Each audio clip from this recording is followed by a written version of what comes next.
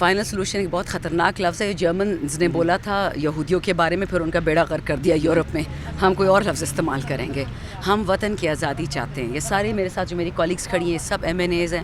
ان سب نے وہ ظلم برداشت کیے جو آپ سوچ نہیں سکتے. ہم وہ ریاست بن گئے ہیں جو عورتوں پہ بھی ہاتھ اٹھاتا ہے, بے گناہ مردوں پہ بھی, بچوں پہ بھی, کسی کو نہیں چھوڑتا. یہ ہائی کورٹ کے سامنے کھڑے ہیں. ہائی کورٹ کے ججز نے کیا بتایا, ہماری بے حرمتی کی گئی, گھر میں بم پھینکے گئے, پتہ نہیں کیا کیا ان کے ساتھ کیا. اعظم سواتی نے یہ بولا. یہ اس قوم کی جڑیں تباہ کر رہے ہیں کہ نہ عورت کی عزت ہوگی, نہ مرد کی, نہ غریب کی, نہ مائنورٹی کی. ان لوگوں کو اتنا اندھا شوق ہے اپنے بچوں کو پرائم منسٹر, چیف منسٹر بنانے کا کہ پاکستان مر جائے ان کو فرق نہیں پڑتا. ہم جتنے اس وقت نکلے ہوئے ہیں سر پہ کفن باندھ کے پاکستان کے لیے نکلے ہیں. بات خان کی نہیں ہے, پی ٹی آئی کی نہیں ہے, وطن کی ہے. پاکستان نے تو بچنا ہے. ہمارے بچوں کا کیا ہوگا, کہاں جائیں گے, ان کے پاس تو فورن پاسپورٹ نہیں ہے. اور جہاں تک ریزرو سیٹ کی بات ہے, یہ ساری میری کالیگس کھڑی ہیں قربانیاں دے دے کے, اور سپریم کورٹ اب فیصلہ کرے گی کہ نیشنل اسمبلی میں کون بیٹھے گا. یہ تو عجیب بات ہے. امن و امان خراب کس نے کیا تھا؟ جب تک خان صاحب تھے نہ ایک بام بلاسٹ تھا, نہ ڈرون اٹیک تھا, سب کچھ ٹھیک ٹھاک تھا. امن کس نے خراب کیا ہے؟ اور ٹھیک کرنا ہے عوام کے بلبوتے پہ, سویلینز کے بلبوتے پہ, بے گناہ غریب فوجوں کے, پولیس والوں کے. کیوں آپ بائیڈن کے اتنے بڑے چمچے ہیں کہ آپ نے اس ملک کو آگ لگا دینی ہے؟ بائیڈن نے تو رفح بھی برباد کر دیا, غزہ بھی, فلسطین بھی, یوکرین بھی. اب ہمارے پیچھے پڑ گیا, نہیں دیا.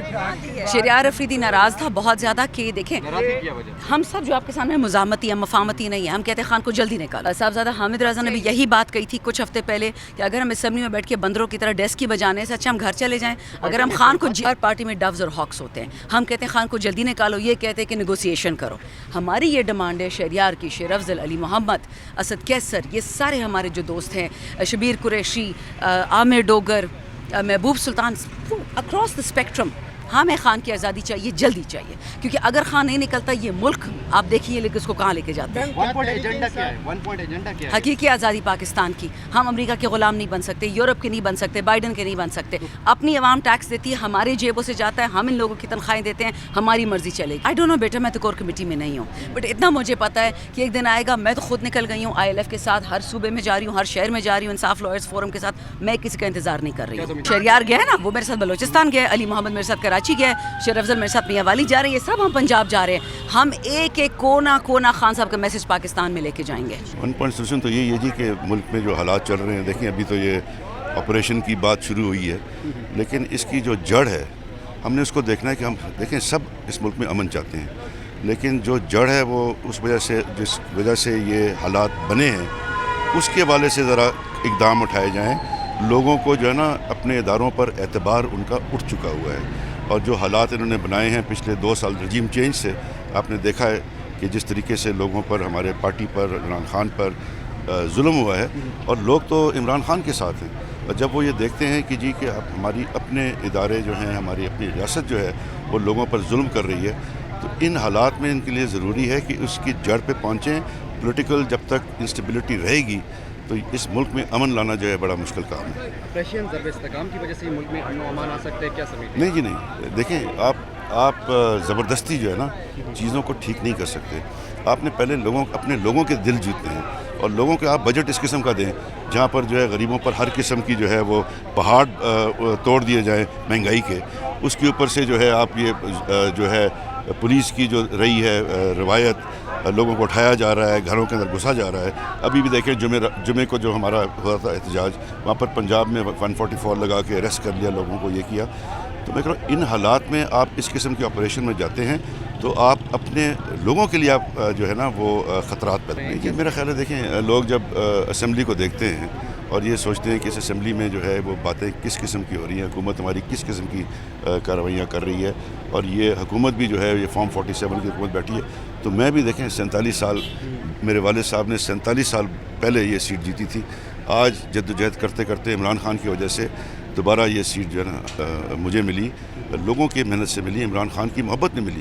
لیکن جب آ کے اسمبلی میں ہم بیٹھتے ہیں تو ہم تو اس لیے الیکشن لڑے تھے کہ ہم جو ہے عمران خان کو رہا کریں, ہم جو ہے اس ملک میں تبدیلی لائیں, غریبوں کی زندگی میں بہتری لائیں.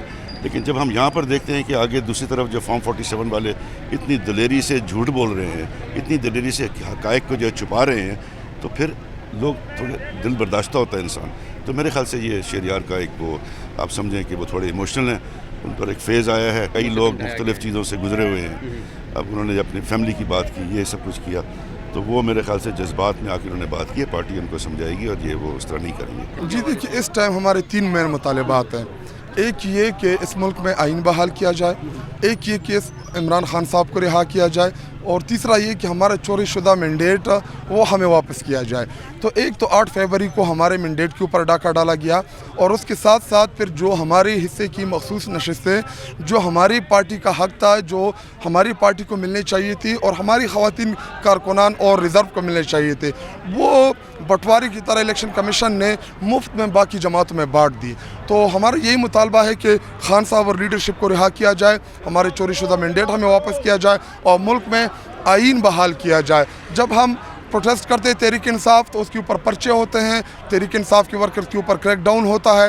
تو یہی ہمارے 3 مطالبات ہیں، اور ان 3 مطالبات اور 3 نکات کے اوپر اس ٹائم جو ہے تحریک انصاف آگے کی طرف جا رہی ہے. وہ تو منشی کمیشن بنا ہوا ہے. ہمارا تو یہ مطالبہ ہے کہ الیکشن کمشنر جو ہے یہ مستعفی ہو.